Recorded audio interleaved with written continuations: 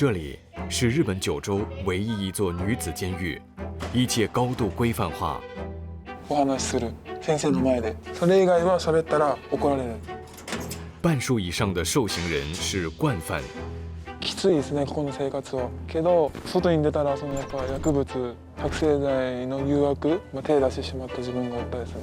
万引きもそうだと思うんですけど、薬物も一緒でずっと自分を戒めていかなきゃいけないものなので。无论什么罪行、年龄、刑期，都在这里受刑。自分も止めれてないですし、目の前で子供殴られるの見たりとか、息子も亡くなって自分もここに。随着日本社会老龄化，银发罪案也日益增加，导致监狱人口老化。こんなことして子供たちが私に肩を寄せてくるかなと思って。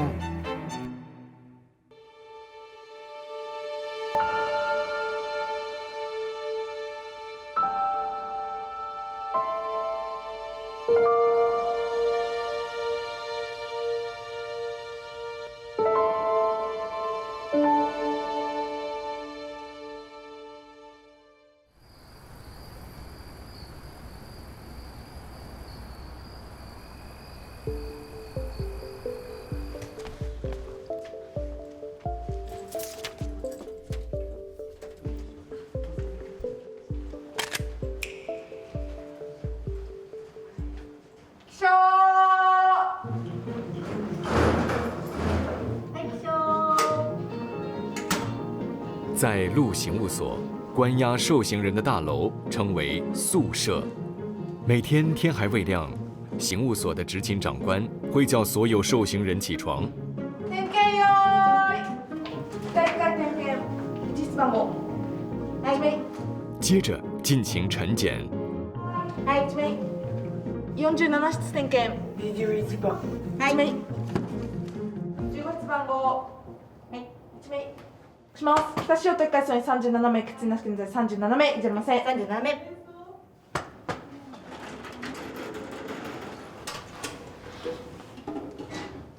宿舍一楼是单人牢房，面积大约6平方米，拥有电视机、马桶、梳洗台等设备。147号牢房的老妇人今年74岁高龄，1年多前入狱。朝野と申します。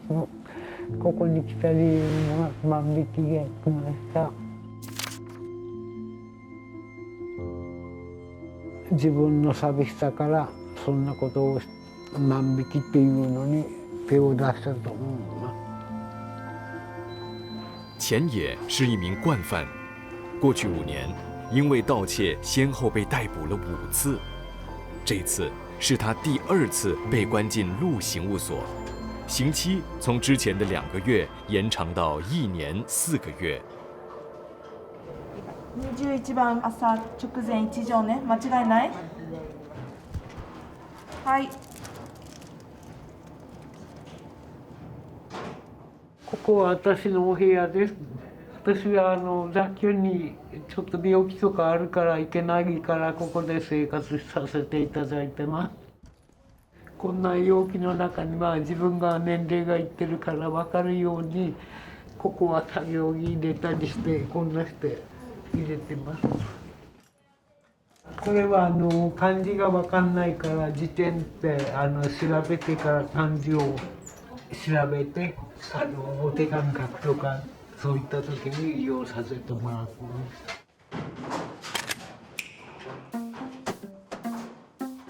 每天早上，负责早餐的受刑人在看守的监督下，按时将餐点发派到各个牢房。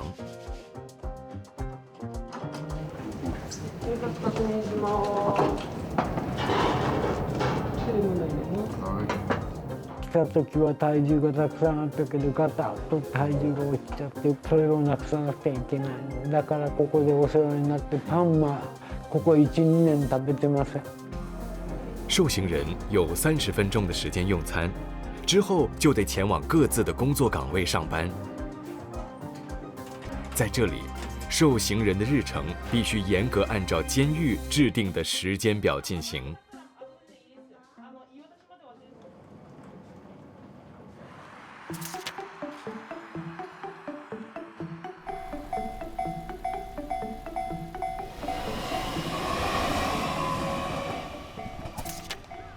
日本全国有12座关押女受刑人的监狱，而坐落于九州佐贺县鸟栖市的鹿刑务所是其中一座。它建于1949年，可容纳300人。日本全国受刑人中，女性的比例少于1%。由于人数少，日本女子监狱有别于男子监狱，没有区分受刑人。女受刑人无论罪行、年龄和刑期都被关在一起接受改造。鹿刑务所目前关押159名女受刑人，最年轻的25岁，年纪最大的88岁。多分日本の刑務所は規律正しく受刑者を職員が見ているかもしれませんけれども、受刑者の方たちも社会復帰に向けて、また二度と同じ過ちを犯さないような再犯防止の方向にお互い進みながら強制処遇を行っている施設なのかなと思っています。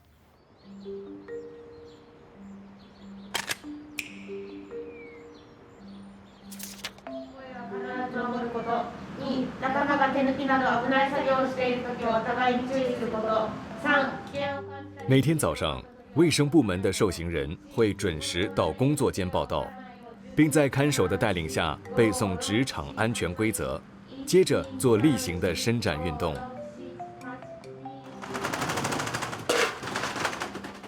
卫生部门负责保持刑务所环境的清洁美观，从清除和回收垃圾、清洗共用设施到美化环境，所有工作都由受刑人合力完成。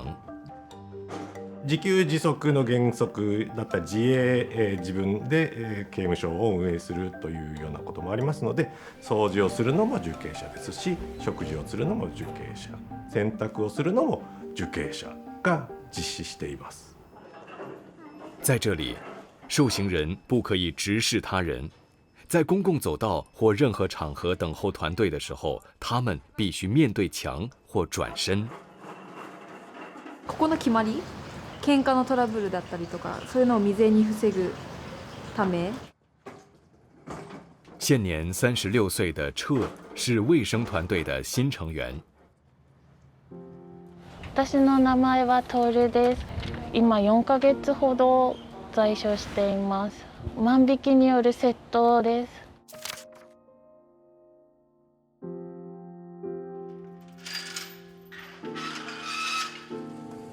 这是彻第3次因盗窃而关进鹿刑务所。他每次偷的都是一些鸡毛蒜皮的东西，如布丁、饮料、香烟等。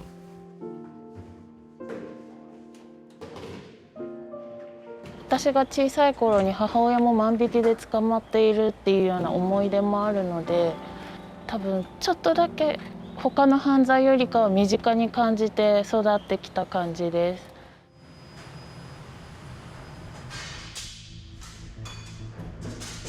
彻的母亲患有弱视，父亲则是个视障人士，家里长期仰赖政府的抚恤金过活，他5岁起就得帮忙顾家。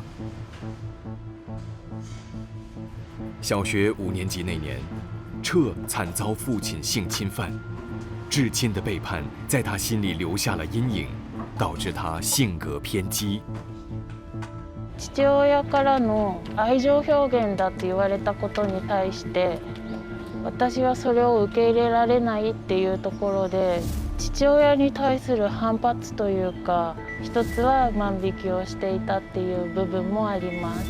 父親が私が幸せだと自分も幸せって思う人だと思うので、私が幸せじゃなければ父親も不幸でいてくれるって思うから、それで万引きを続けていたっていうところもあります。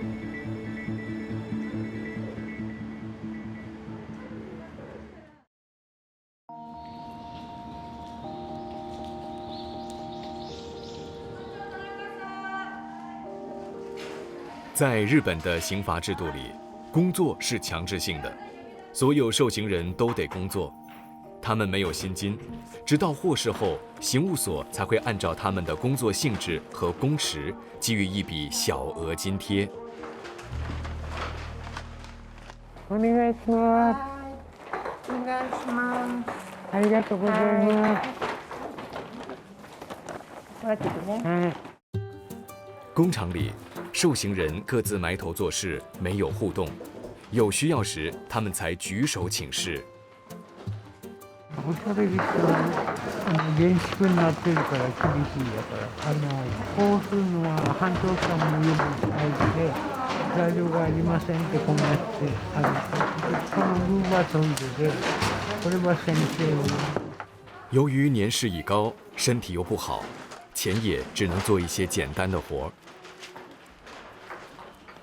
在鹿刑务所，跟前野一样超过70岁的受刑人就占了总人数的16%，而40%以上的受刑人是盗窃犯。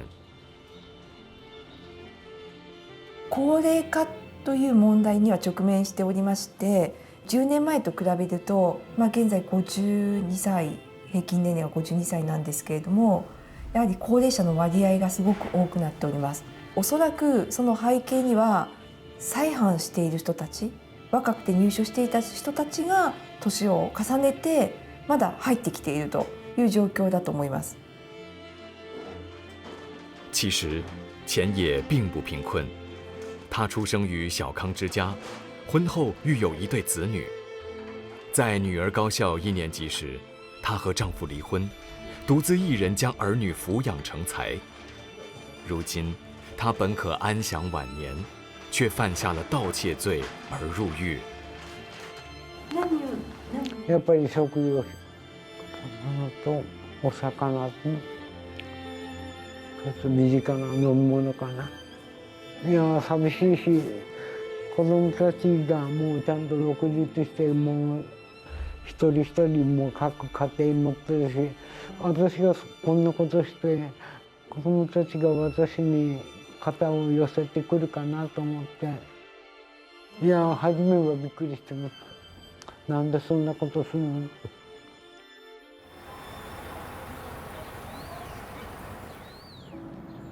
在日本，银发犯罪率其实逐年在攀升，近70%都是盗窃案，很多还是类似前野的小偷小摸，在当地成为了一个严重的社会问题。日本は以前ほどやっぱ大家族でなくなって、やっぱ核家族なので一人暮らしの老人とか増えてますよね。一番多いのは高齢者のやっぱ窃盗が結構増えてるんですよね。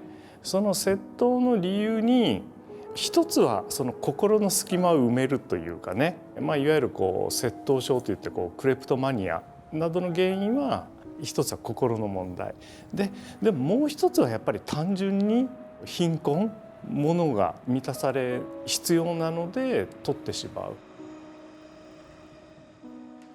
独居的前野原本只是为了要引起孩子们的关注而去偷东西，却没料到自己这一回会因为屡次犯错而要面对超过1年的监禁。何回も繰り返すことによって常習累犯窃盗っていう名前がつくので、その場合は本当にもう飴玉1個でも刑務所に入ってくるっていうような、金額ではなくてやっぱ回数。お子さんたちは浅野さんがここにいることは知ってます。知ってるけど手紙のやったりはしてます。でまた手紙がいつもここに来たことない。なんで一緒に？いややっぱり家庭があって孫たちに孫にバレたりしたらいけないから、だから息子のとこにも手紙出したいけどお嫁さん孫にも分かんないようにしてるから。日本はそういう家族の、例えば犯罪とかそういうのはやっぱ外には隠したいというかね、名誉を重んじるというかね、そういう傾向が影響しているとは考えられますね。全体的な傾向としてはね、もうあなたとは縁を切りたいみたいなね。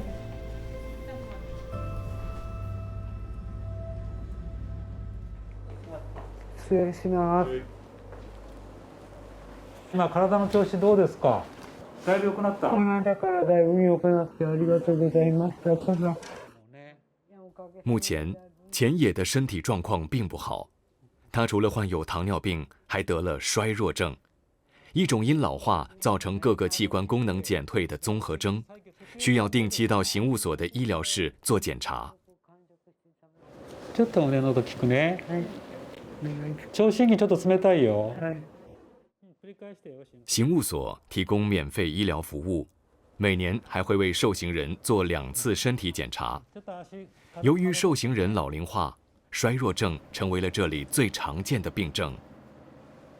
フレイルという概念が、結局体が脆くなるというんですね。彼の浅野さんの場合もそういうふうな介入ですね。薬とか診察とか治療をするもの、それ以上に高齢者にはそういうふうな手足の動きが固まらないように、この状態でどうにかこういうふうな矯正医療でもやっぱりリハビリの専門家とかが入っていって身体機能をしっかり維持あるいは向上する。在陆刑务所，超过一半的受刑人是入狱2次或以上的惯犯。彻也是其中一位。在他第2次因盗窃入狱时，弟弟就和他断绝了关系。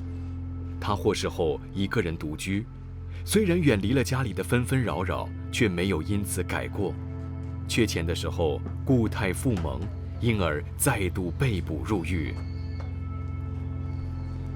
根本的な解決をする思考能力が欠けてるっていうところが一番大きな原因かなって思います。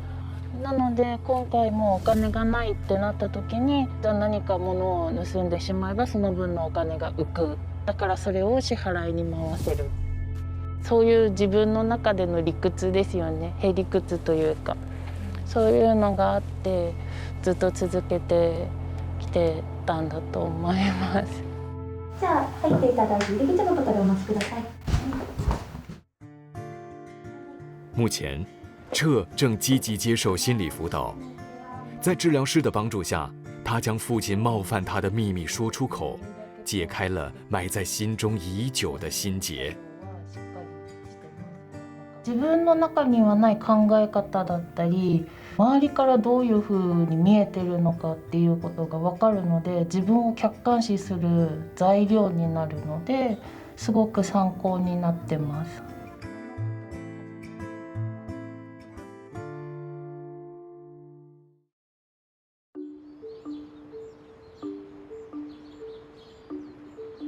あれ番号部長前。每天早上，陆刑务所会举办检阅仪式。予備国へ発生。刑务所一共有140名刑务官，其中110名是女性。她们在执勤时都只佩戴证件、警哨和无线对讲机。虽然有枪械配备，但迄今为止没动用过。日本の刑務所はですね、犯罪を犯した人を懲らしめるための施設ではなく、一人一人に対して、丁寧に改善更生、また社会復帰した時にきちんと生活ができる能力を育成するなどしてやっているところです。在这里，长官尊重受刑人的权益，对他们既严厉又是爱惜。所以，大多数受刑人在服刑期间会对长官毕恭毕敬，不会动粗。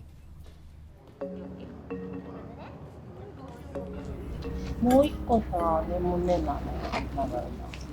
アネモネの水色のカゴの。もう一カゴ。工作是日本刑务所更生计划中的一个重要环节。受刑人每个星期工作5天，每天8个小时。在有规律、有条理的工作环境中学习如何在职场上和团队合作完成任务，有助于他们日后重新融入社会。ここの職員さんがせっかくお花を買ってくださったので、今30株とか40株ぐらいあるんじゃないですかね。結構多いですね。けど多分3人でやるんですぐ終わっちゃいます。いろんなところの植物も手入れできるのがすごく楽しいですね。真面目に積極的に作業してくれてるので、すごいうちの工場としては助かります。優しいです。周りにも私にも。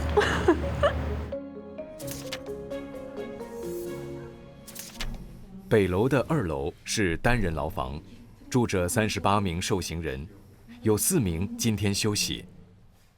一栄です。25歳になりました。罪名が覚醒剤です。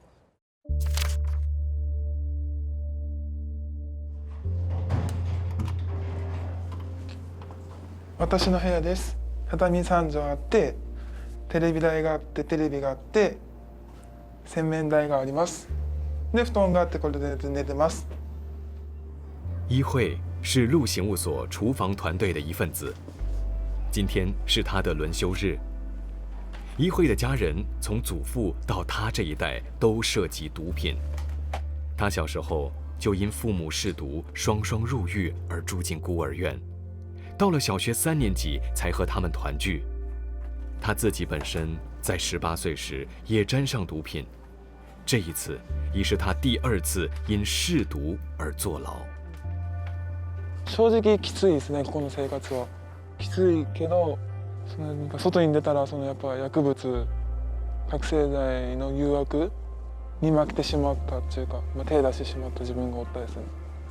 環境っていうか、付き合ってた人を関係切れなくて、またずるずるなってまたやってしまって、ここに来たって感じですね、今回は。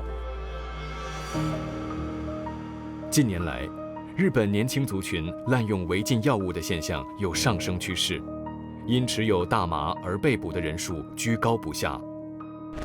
其中30岁以下者比例创下新高，约70%。而初次使用大麻的年龄以20岁以下的人最多，占了1半以上。在陆刑务所的受刑人之中，涉及毒品者就占了大约25%，是继盗窃之后的第2大罪行。为此，刑务所成立了个別企劃小組。罪名に応じたプログラムっていうのがまずあるんですけども、その覚醒剤をしないためのにはどうしたらいいのかっていうのを考えるようなプログラムっていうのは準備しております。由于日本社会讲究论资排辈，一惠初到刑务所时，也曾担心自己会被资历深的受刑人欺负，心里一度忐忑不安。刑務所は人間関係すごいし、いじめとかも多いって聞いちゃったんですよ。ちょっと不安やったし怖かったですね、最初。実際どうですか、いじめとか。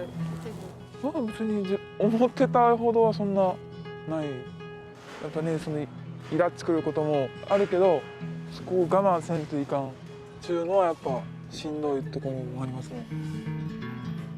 自分が育ててたお花とかを目の前に抜かれたりとか、そんなんされたらやっぱイラつまになりますよね。そういう人がおるんですよ。原本住集体牢房的一惠，因为在3个月前被遣派到厨房工作，必须比其他人早起，所以转来单人牢房。之前住集体牢房时，和他同房的老年室友曾经给他带来不少困扰。おもらししたやつとかを黙ってたり、布団とかも濡れてるのにそれを一緒に直したりとか、その物を取ったりとか、嘘ついたり。いや、もう可愛いおばあちゃんはおるけど、ちょっと癖が強いおばあちゃん。どっちやっぱ一人の方が寝れますね。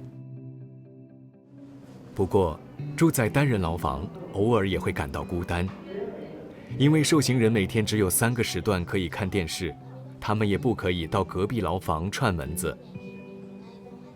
話すときは許可、話しますって言って先生の許可もらってお話しする。先生の前で。それ以外は喋ったら怒られる。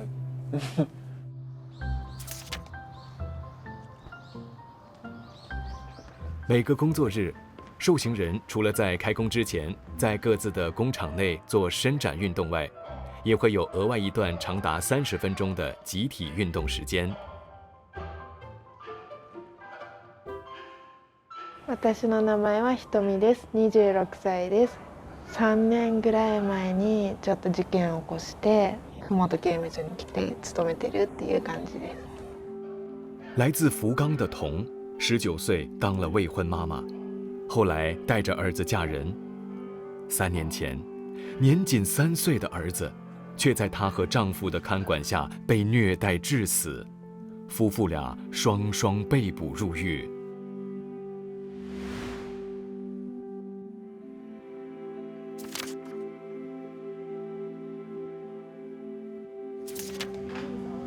第一工厂是一家制衣厂，缝制的是监狱官的制服，所以陆刑务所长官的制服都是出自自己看管的受刑人。作業のことで話をしてもいいですか？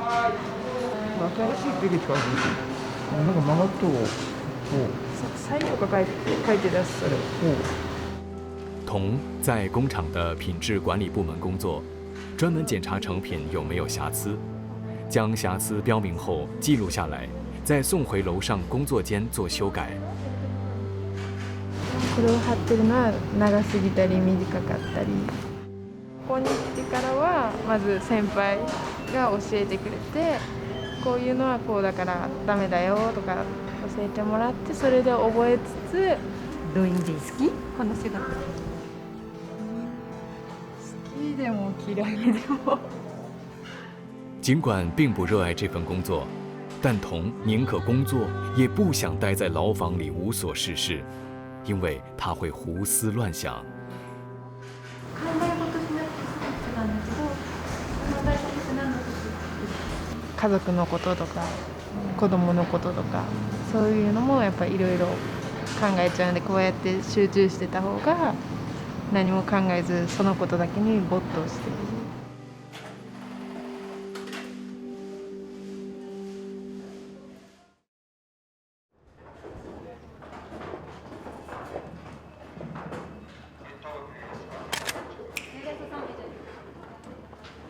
工作了8个小时，受刑人们终于下班，陆续来到食堂，各自就坐，等着用餐。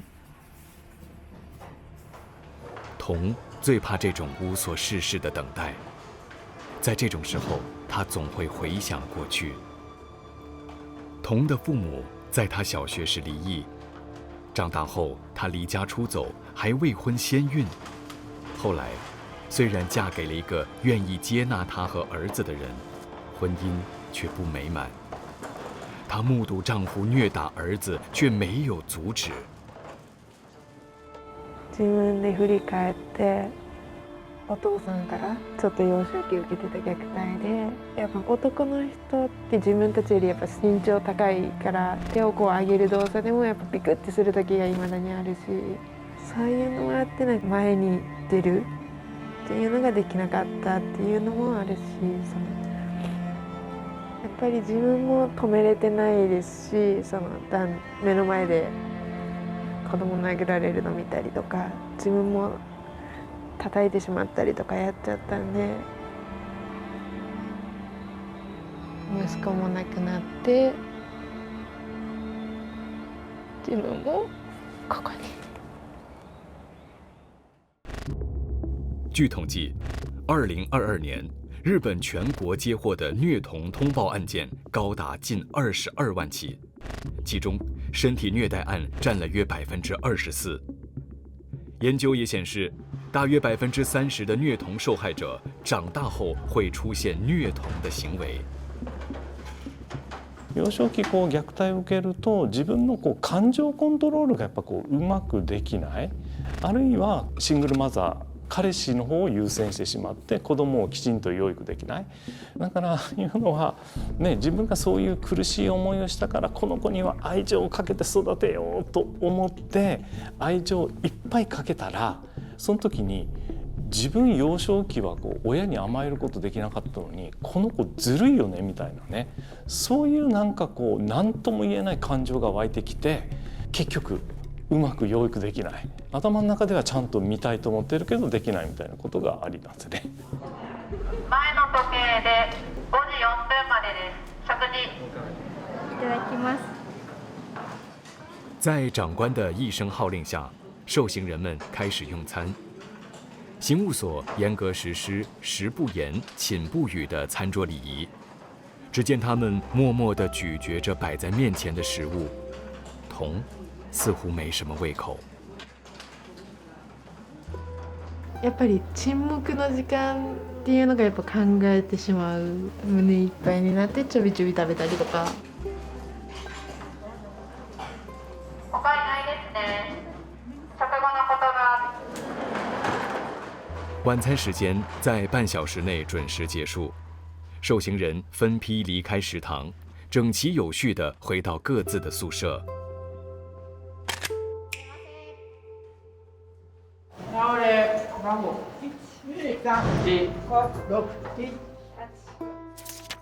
童住在第5舍。第5舍由4间集体牢房组成，每间牢房面积大约18平方米，可容纳最多6人。放射点検、1視点検。1番、172番、61番、312番。5名。5名。童和4个受刑人住一间牢房。晚检过后，各牢房的受刑人轮流到共用卫生间梳洗，他们有半个小时的时间刷牙、洗脸和做一些简单的洗涤工作。除了周末，受刑人们每天唯一可以自由活动的时段就是现在。他们先合力把牢房打扫干净，再回到座位上做自己的事。要和一群原本不认识的人长时间生活在一个狭小空间里，对童来说是监狱生活的最大挑战。やっぱりみんな年齢層も違えば思考とかも違うんで、そこでちょっとした言い合いになったりみたいな、なんかみんな意見を言い出したらみんな違ったりとか、そういうのでちょっと大変だなって思ったり。高齢者の方というのは一人で生活すると、それはそれで認知症が進んでしまったりであるとか、その生活の中でいろんな掃除をしたり洗濯をしたりする場面があるんですけども、若い人が高齢者を助けながら生活をしているというメリットっていうのがあるので、あとはずっと同じ部屋でいる関係でどうしても人間関係でのトラブルあるんですけれども、ただ集団生活というのはやっぱり社会に出た時には必ずですね。这时，住在宿舍北楼单人牢房的彻正沉浸在自己的世界里。もともとクロスワードとかパズル雑誌が好きなので、母親もそれを分かってるからこういう雑誌を差し入れしてくれたりしてます。彻其实是在2个星期前才搬来这里，之前他和5名室友住集体牢房。一人の時間も欲しいは欲しいんですけど、一人になりたくない時もあるので、やっぱりそういう時は雑居の方が良かったなって思う時はありますね。どうしようもない時はもう泣いたりしてます泣いちゃう時なんか誰かに会いたいなとか、誰か恋しい人がいるんですかって。そうですね、今は一番は母親とか、あとは一緒に住んでた猫ちゃんとか。彻的母亲住在偏远的县市，不方便舟车劳顿前来探监，只能给他写信。住在彻对面牢房的伊惠已经入狱9个月，和彻一样，家人都没来探望。今の父親は何しようか知らんし、外におるんかもわからんし、中に入っちゃうんかもわからんし、兄弟も今全然何も連絡がないけどどうしようかもわかんないし、母親はもう亡くなってます、ママの方は。如今，唯一让伊惠牵肠挂肚的是她的一对年幼子女。由于她是个单亲妈妈，2个孩子目前寄养在儿童之家。男の子上が今7歳で、下が5歳女の子刑務所におるってことは伝えてないです。手紙のやり取りはしてます。その誕生日の時とか行事の时とかはだいたい手紙書いてるし。而牢墙另一端的童却因为牢狱之灾而有了和家人修复关系的机会。他甚至和父亲和解了，原谅他当年对自己所做的伤害。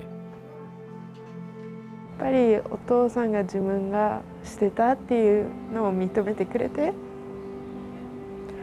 そのせいだろうなって感じで言ってくれて、その裁判も弁護士さんつけてくれたりとか、体も悪くなって、そのなんか考えとか言動も父親自体が悪くなったというか、なんかもうここまで来たら許せるよねみたいな。童的母亲和外婆每个月都会来探监，父亲也会写信给他。然而，家人的关怀始终无法减轻他对孩子的愧疚。一度に赤ちゃんの写真と家族の写真をなんかこうコラージュして最初は見て泣くことが多かったけど、やっぱなんか現実を受け入れ始める。時間とともに見て平気になって振り返れるようになってきたなっていう感じ。余暇时间其实很短暂，刑务所到了晚上9点就会熄灯。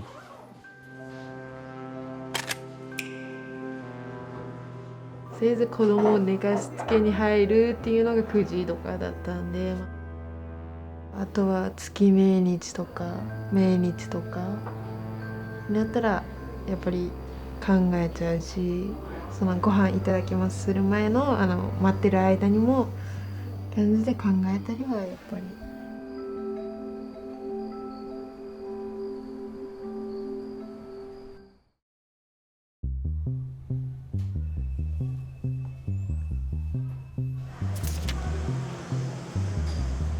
一会在厨房主要负责冲泡茶水和协助其他受刑人，确保厨房能准时出餐。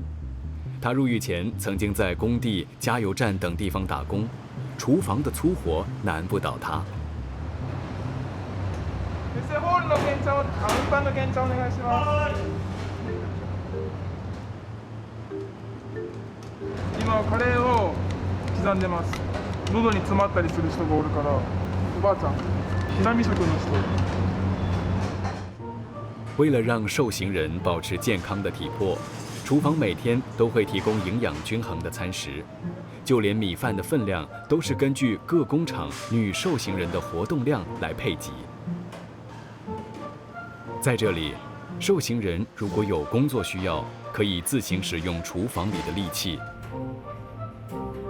職員と受刑者の信頼関係がきちんと出来上がっているから、職員も包丁を使う作業をしてくださいというふうに信頼のもとにお願いしているところです。信頼されてたら嬉しいですね。任せてもらえたら嬉しいです。陆刑务所也关心受刑人获释后的处境。为了让他们能够更快适应外面的生活，所内设立了一间模拟一般日本房子的家庭宿舍，给予那些即将在2个星期后出狱的受刑人居住。